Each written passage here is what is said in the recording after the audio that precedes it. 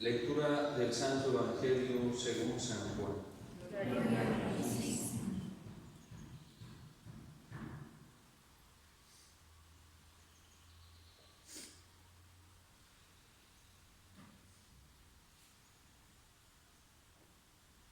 En aquel tiempo dijo Jesús a sus discípulos: la paz les dejo, mi paz les doy. No se la doy yo como la da el mundo. Que no se turbe su corazón ni se acobarde. Me han oído decir: me voy y vuelvo al lado de ustedes. Si me amaran, se alegrarían de que vaya al Padre, porque el Padre es mayor que yo. Se lo he dicho ahora, antes de que suceda, para que cuando suceda, crean. Ya no hablaré mucho con ustedes, pues se acerca el príncipe de este mundo. No es que él tenga poder sobre mí, pero es necesario que el mundo comprenda que yo amo al Padre y que, como el Padre me ha ordenado, así actúo.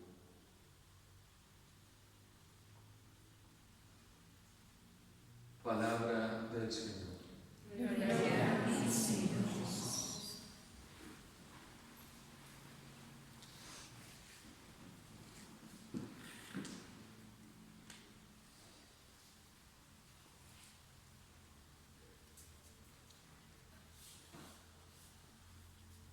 Me voy, pero vuelvo al lado de ustedes.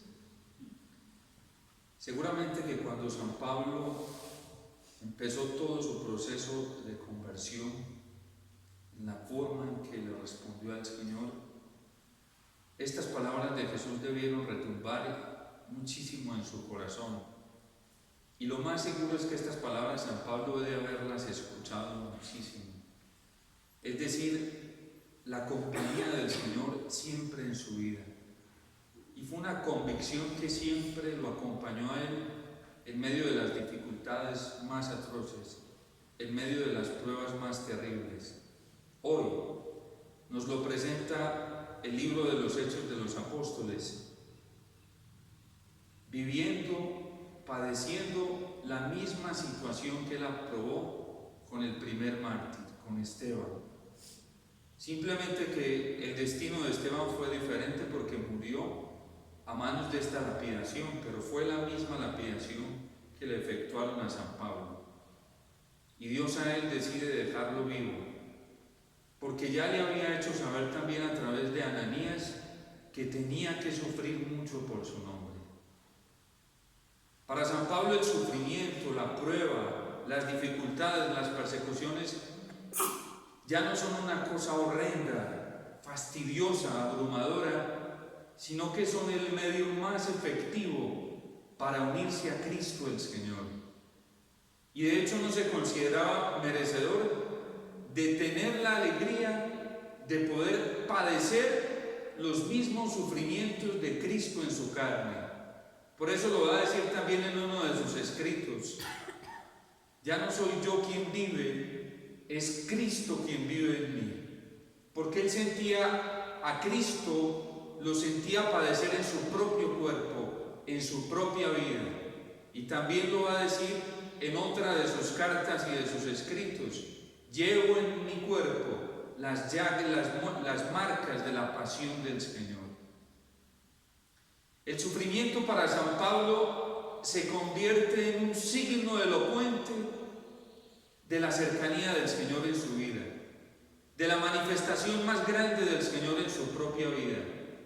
Y por eso lo va a repetir también en otro de sus escritos: estoy crucificado con Cristo. Es precisamente el camino que le toca vivir a San Pablo.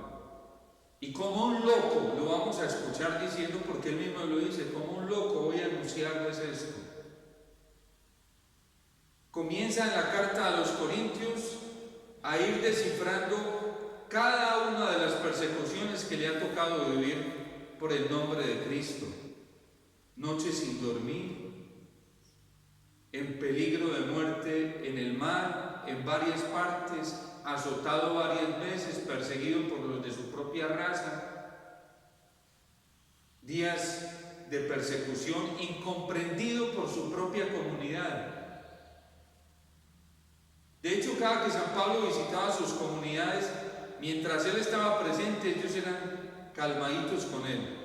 Pero luego se iba y comenzaban a hablar, a difamarlo, a calumniarlo. Sus propios hijos, su propia comunidad, sus más cercanos. Y sin embargo, esta era la manifestación más grande para él de la cercanía de Dios, de la cercanía de Jesucristo. Es impactante, uno ve a este hombre y uno se pregunta, yo personalmente me pregunto y digo, ¿qué tenía por dentro? Hoy nos lo presentan los Hechos de los Apóstoles, está en toda la región de Galicia, y los de Iconio y Antioquía, los judíos, se confabulan entre sí y se van a donde él está para hacerle un juicio y lapidarlo.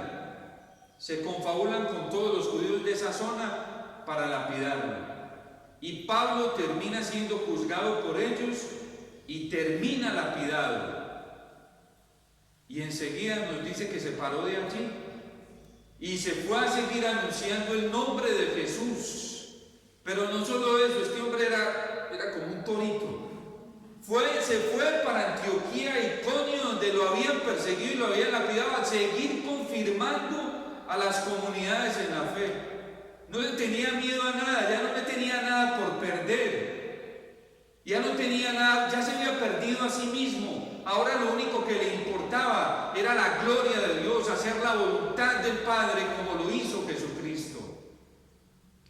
Seguro que estas palabras del Evangelio tuvo que haberlas escuchado muchísimas veces San Pablo. Aquellas palabras que había dicho Jesús y que hoy nosotros escuchamos y repetimos. El príncipe de este mundo no tiene nada que encontrar en mí. ¿Qué tenía para encontrar el mundo en San Pablo? Nada. Porque fue un hombre que se perdió a sí mismo y una vez renunció al pecado de una vez para siempre. Y por eso en este mundo ya no tenía aliados. En este mundo ya no le debía favores a nadie. Al único que le debía el favor de la salvación y de la redención era Cristo. Y a Él le iba a ser leal hasta el fin de su vida. Ese es nuestro gran problema en la vida cristiana, que nosotros a veces nos aliamos con este mundo, nos aliamos con las personas y muchas veces nos colocamos del lado del mejor postor, así nos toque apostatar de la fe verdadera, por miedo a sufrir los padecimientos que implica vivir de pie frente a la fe. Nosotros muchas veces traicionamos la auténtica fe por tener aliados en este mundo. Y San Pablo nos demuestra que es un hombre libre, totalmente libre. Por eso toda la carta a los Gálatas es una apología de la auténtica libertad de los hijos de Dios. Tanta libertad tuvo San Pablo de vivir la claridad de su fe que se atrevió a corregir al primer papa. A su superior lo corrigió y lo cuenta en la carta a los Gálatas. Me parecía reprochable la actitud de Cefas y por eso fui y lo corregí. ¿Quién puede hacer eso? Un hombre libre, un hombre que vive en la verdad, un hombre que vive en la autenticidad de la fe, un hombre que no se alía con este mundo. El ejemplo de San Pablo es un ejemplo supremo. Está tan lleno del amor del Señor, está tan lleno del fuego del Espíritu Santo, está tan lleno de la verdad que ya es un hombre libre. Y esa fue la libertad que él predicó. Hoy muchos de nosotros no somos libres en el Evangelio, no somos libres en la fe, porque nos hemos aliado con postores en este mundo. Y al único que nosotros nos le debemos es al Señor.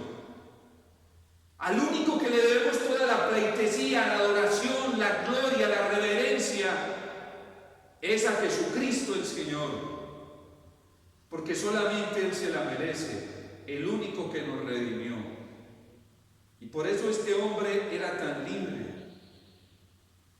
Y luego Él es muy consciente, es que tenemos que pasar por muchas pruebas antes de entrar al reino de Dios.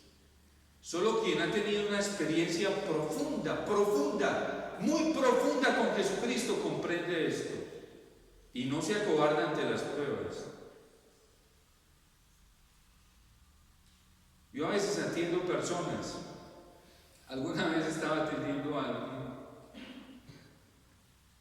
y vino a contarme sus dificultades, sus pruebas, y a mí me dio risa, pero no fue una risa sarcástica, porque era una persona que estaba buscando seguir al Señor con todo su corazón, con toda su alma, con todo su ser. Quería seguir al Señor, quería ser con un deseo de santidad muy profundo. Y entonces se me acercó, me pasa muchas veces, sobre todo con laicos, misioneros, servidores de comunidades, y entonces llegan preocupados, angustiados, es que mire, me está pasando esto, hermano, padre, me está pasando esto, lo otro. Y a mí muchas veces me da risas, pero no es una risa sarcástica, desafiante. ¿Por qué?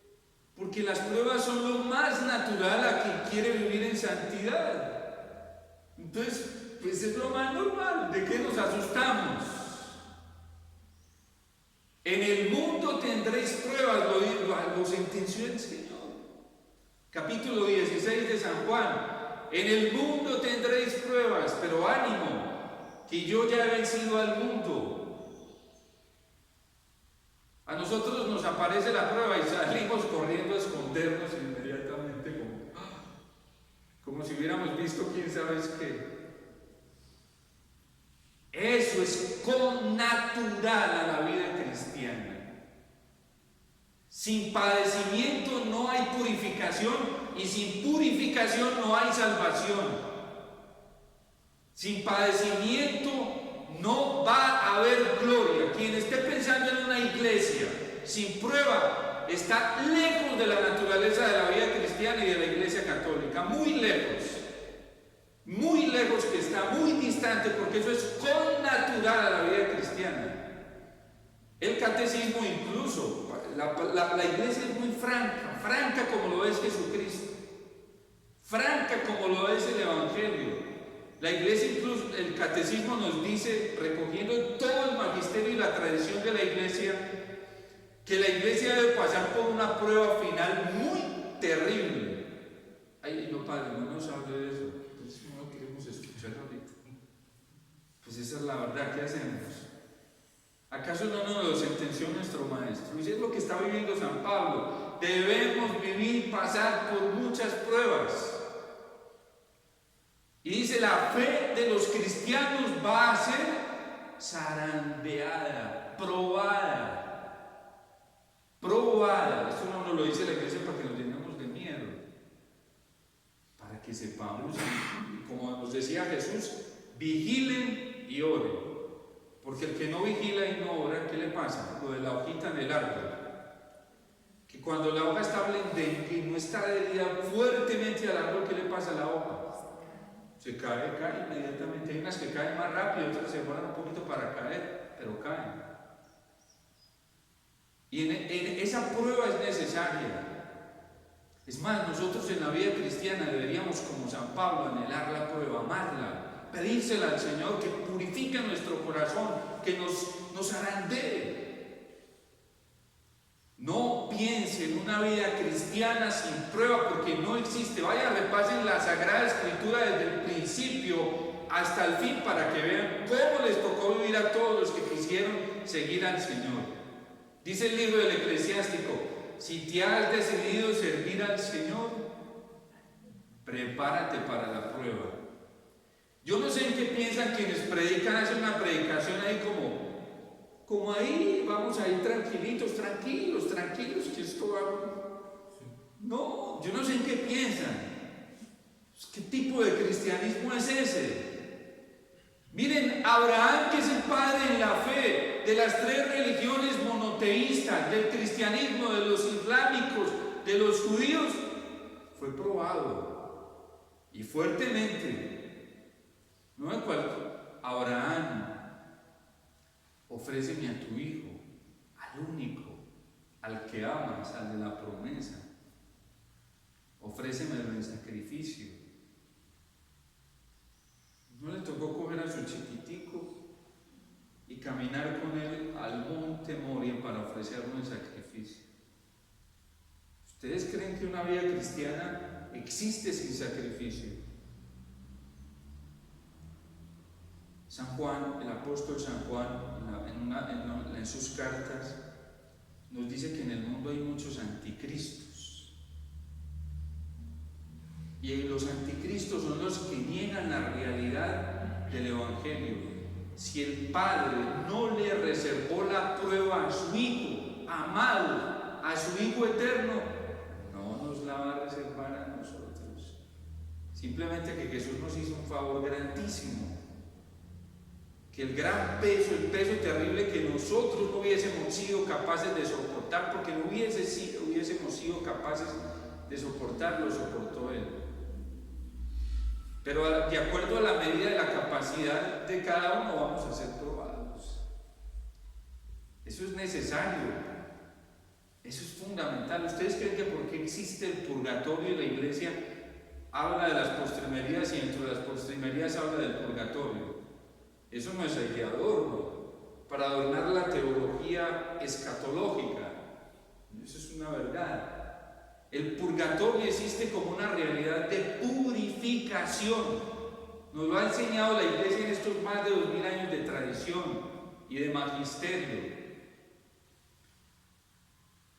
Así que si nosotros no vivimos con amor, aquí nos toca purificar demasiado en la otra vida.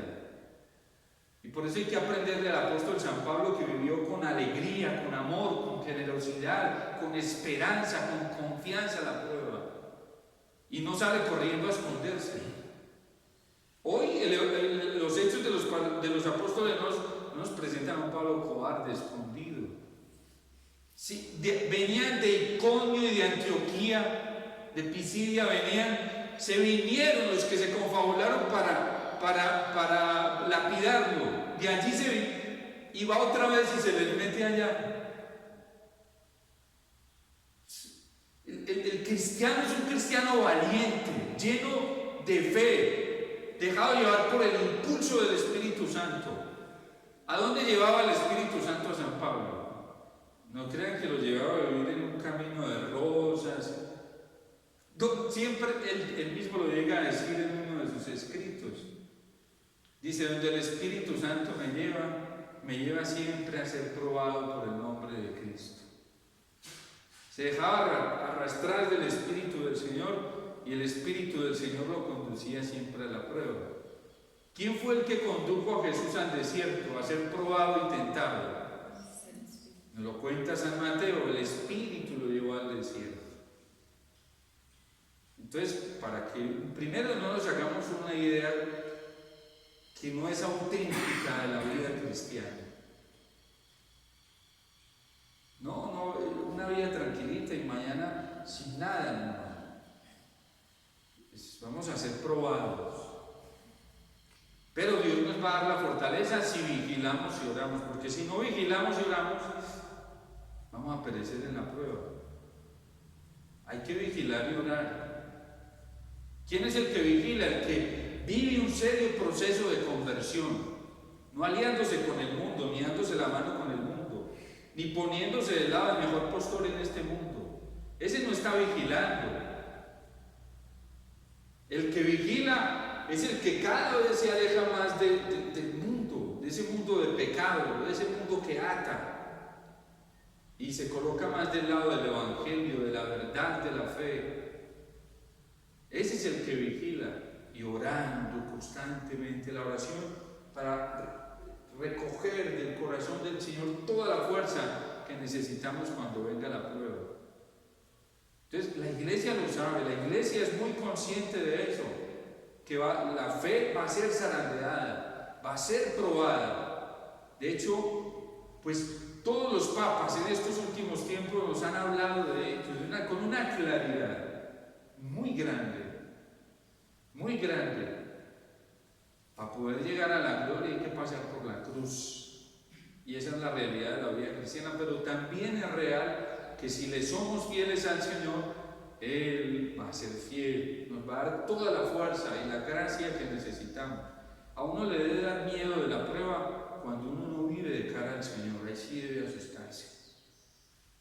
Cuando uno no vive en gracia de Dios, cuando uno está aliado con este mundo, ahí sí se debe asustar, porque fácil va a perecer. Lo mejor es soltarse uno de estos aliados y pegarse del único aliado, que es el Señor Jesús, que es el Espíritu Santo, que es la Santísima Virgen María. Mañana vamos a celebrar un aniversario más de la aparición de la Virgen en Fátima, y la Virgen le decía a Sor Lucía: no tengas miedo, que mi corazón será tu refugio.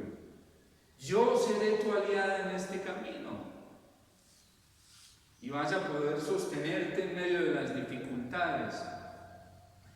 Entonces pidámosle esa gracia al Señor, pidámosle a la Virgen de vigilar y orar, es decir, soltarnos de todos los aliados que tengamos en estos aliados no nos sirven. Y lanzarnos totalmente al corazón de Cristo, como lo dice San Pablo, para ser libre, para vivir en la alegría. ¿Por qué creen que San Pablo predicaba la alegría a los filipenses? Estén alegres en el Señor, os lo repito, aunque viváis tribulaciones, estén alegres, estén felices, porque están en Dios, porque Él lo vivía también. Su mayor alegría era tener a Jesús en el corazón, y ese tesoro Él no lo arriesgó, nunca lo arriesgó después de que lo obtuvo, nunca. El problema es que nosotros a veces jugamos demasiado con la gracia y nos la arriesgamos demasiado. Uno con la gracia no juega ni se pone a arriesgarla. La gracia hay que cuidarla porque es un tesoro muy bello, muy precioso, y hay que cuidarla con celo,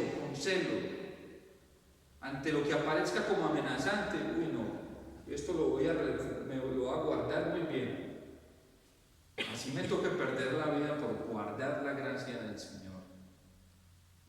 Dios te salve María, llena eres de gracia, el Señor es contigo.